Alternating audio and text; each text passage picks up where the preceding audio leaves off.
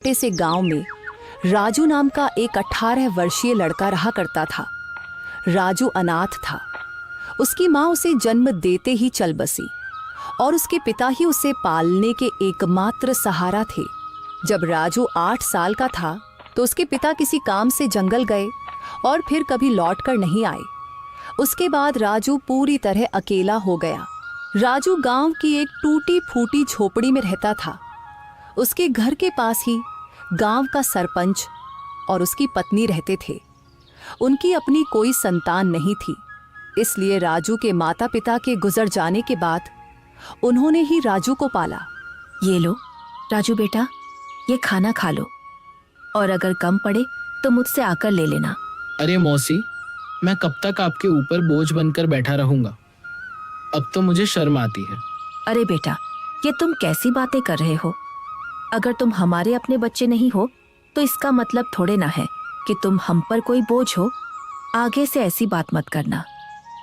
चुपचाप ये खाना खाओ। यह कहकर सरपंच की पत्नी सीमा वहां से चली गई। राजू ने आराम से खाना खाया। खाने के बाद जब वह झोपड़ी से बाहर निकला तो सामने ही सरपंच दिखाई दिए। राजू ने उन्हें देखा और सीधे उनके पास जा पहुंचा। राजू बेटा, खाना खा लिया है ना? जी सरपंच साहब, अभी अभी मौसी खाना देकर गई थी और मैं वही खाकर घर से निकला हूँ। हाँ, अच्छा किया। अब तुम बड़े हो गए हो बेटे, अपना ख्याल रखना सीखो। जी सरपंच जी, 8 वर्ष की उम्र से लेकर अब तक आप ही मेरा ख्याल रखते आए हैं, पर अब मुझे शर्म आने लगी है। अब मैं कुछ काम करना चाहता हूँ। इसमें शर्म की क्या बात है बेटा? हमने तो हमेशा तुम्हें अपना ही माना है।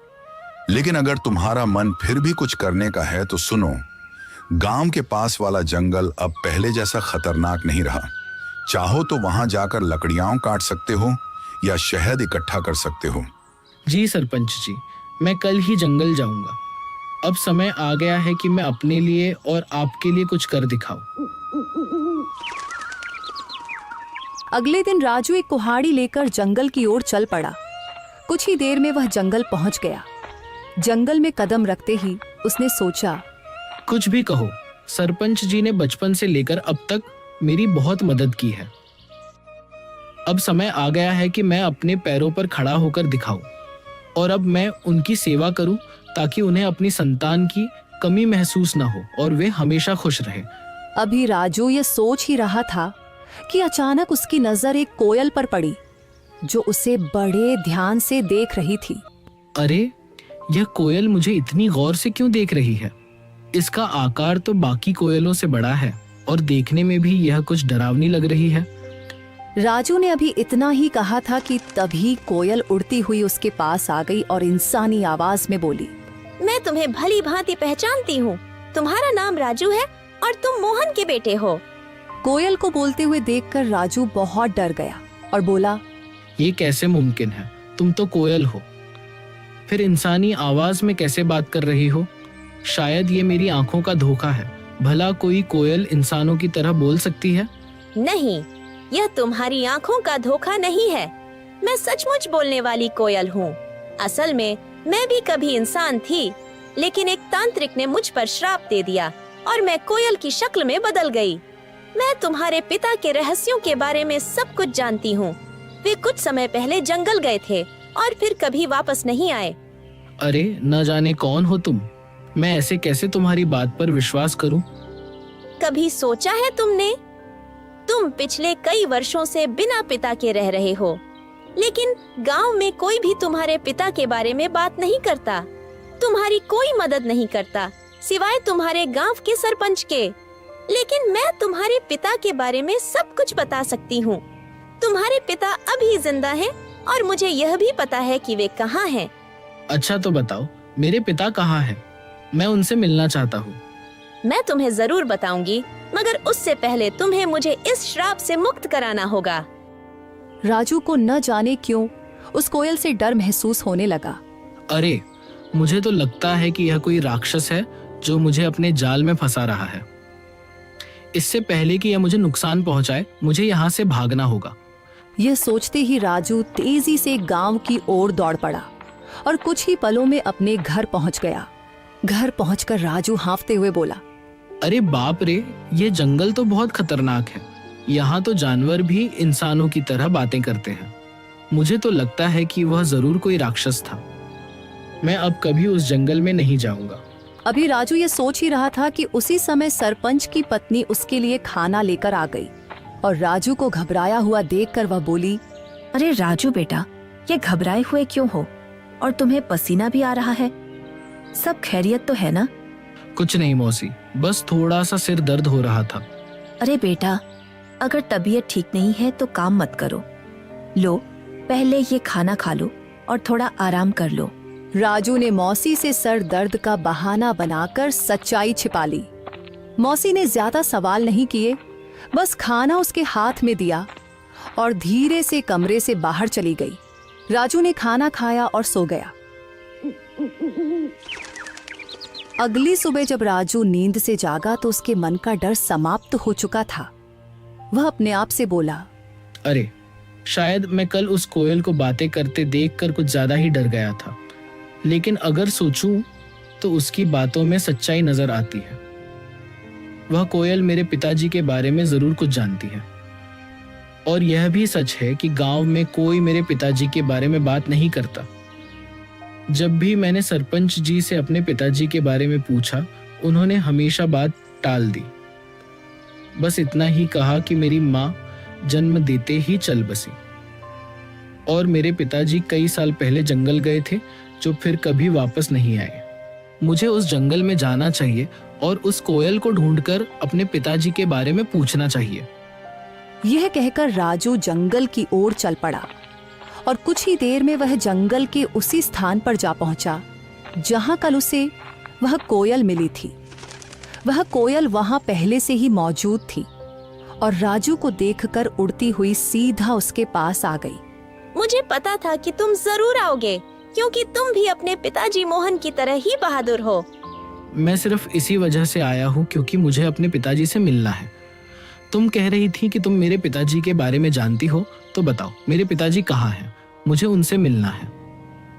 कल मैंने कहा था कि इसके लिए पहले तुम्हें मुझे इस श्राप से मुक्त कराना होगा, लेकिन तुम चिंता मत करो, मैं तुम्हारी मदद करना चाहती हूँ। तुम मुझे अपना दोस्त समझो। मैं जानती हूँ कि तुम बचपन से ही गरीबी से जूझ रहे हो और कभी-कभी इस बात पर तुम्हें शर्म भी आती है। यह सुनकर राजू उदास होकर बोला, हाँ, तुम बिल्कुल सही कह रही हो। मैं सचमुच गरीब हूँ। बचपन से ही सरपंच जी और उनकी पत्नी ने मुझे पाला है, लेकिन अब हर वक्त उन पर बोझ बनकर रहना मुझे अच्छा नहीं लगता। मैं चाहता हूँ कि अब मैं खुद कमाऊं, ताकि वे दोनों चैन से बैठकर खाएं और खुश रहें। अगर तुम चाहो तो मैं तुम्हें धन कमाने का रास्ता दिखा सकती हूँ। अच्छा, मगर वह कैसे? तुम मेरी मदद कैसे कर सकती हो? मैं इस जंगल के सारे रहस्यों को जानती हूँ। आओ मेरे साथ चलो। ये कहकर कोयल उड़ चली और राजू उसके पीछे पीछे चल पड़ा। चलते चलते कोयल राजू को एक गुफा के अंदर ले गई। उस गुफा के बारे में किसी को कुछ पता नहीं था, क्योंकि यह जंगल पहले बहुत खतरनाक माना जाता था। इसीलिए लोग इस जंगल में आना पसंद नहीं करते थे। गुफा के अंदर जाते ही राजू की नजर एक बक्से पर पड़ी। अरे, इस बक्से में क्या है? मैं अभी इसे खोलकर देखता हूँ। जब राजू ने उस बक्से को खोला तो उसमें बेहिसाब हीरे जवाहरात निकले। उन्हें देखकर राजू हैरानी से बोला, अरे बाप रे, इस बक्से में तो ढेर सारे हीरे जवाहरात हैं। ये सब सामान किसका है?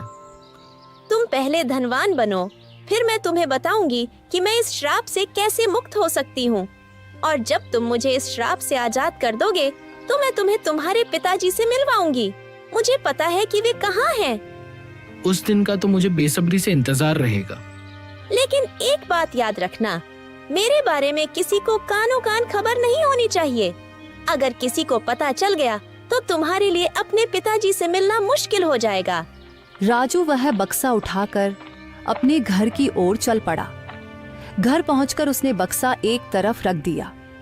इतने में सरपंच और उनकी पत्नी राजू के लिए खाना लेकर आए। जब उन्होंने एक तरफ रखा हुआ बक्सा देखा तो सरपंच ने राजू से पूछा, राजू बेटा, ये बक्सा कहाँ से आया और इसमें क्या है? सरपंच के पूछने पर राजू को कुछ समझ नहीं आया, कि वह सरपंच साहब को क्या जवाब दे। इतने में सरपंच की बीवी ने बक्सा खोला और उसमें कीमती हीरे और जवाहरात देखकर बोली, राजू बेटा, तेरे पास ये इतने हीरे और जवाहरात कहाँ से आए हैं?